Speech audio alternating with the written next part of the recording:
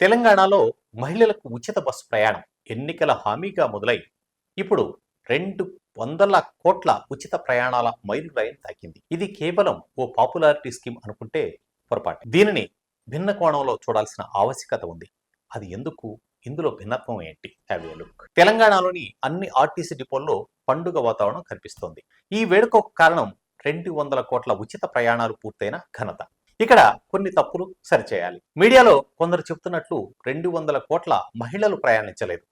ఇది 200 కోట్ల ఉచిత ప్రయాణాలు. అంటే ఒకే మహిళ 10 సార్లు ప్రయాణించి ఉండొచ్చు. అయినా 18 నెలల్లోనే ఈ రేంజ్కు చేరడం తెలంగాణ లాంటి రాష్ట్రానికి చిన్న విషయం కాదు. పథకం మొదలైనప్పుడు విమర్శల వర్షం కురిసింది. మునిగిపోతున్న పడవలో ఎవరెక్కుతారు అని ఎగతాళి చేశారు.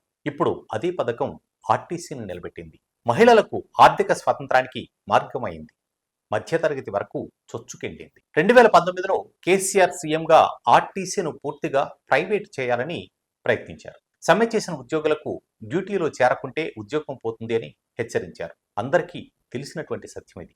కట్టు 2024 మహాలక్ష్మి పథకం అమలయ్యాక రోజు ప్రయాణించే మహిళల సంఖ్య 45 లక్షల నుంచి 65 లక్షలకు పెరిగింది. ఆర్టీసీ ఆక్యుపెన్సీ 62% నుంచి 97%కి పెరిగింది. సంస్థకు స్థిర ఆదాయం, ఉద్యోగులకు భరోసా వచ్చింది. 2400 కొత్త బస్సులు కొనుగోలు చేసింది. 3000 ఎలక్ట్రిక్ బస్సుల ఆర్డర్లు జారీ చేసింది.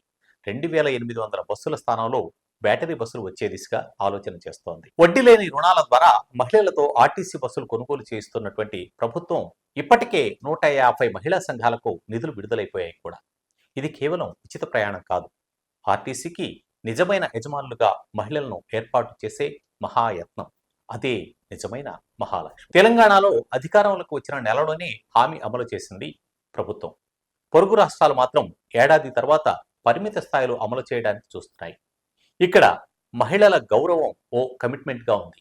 అక్కడ మాత్రం ఓ చిన్న జిల్లాలో ట్రయల్ రన్తో సరిపెడుతున్నారు. ఈ విజయగాథ వెనుక ఆర్టీసీ సిబ్బంది, అధికారులు ఉన్నారు. వాళ్ళ కష్టం, కమిట్మెంట్, ఓపిక లేకుండా ఈ సాఫల్యం సాధ్యమయ్యేదా?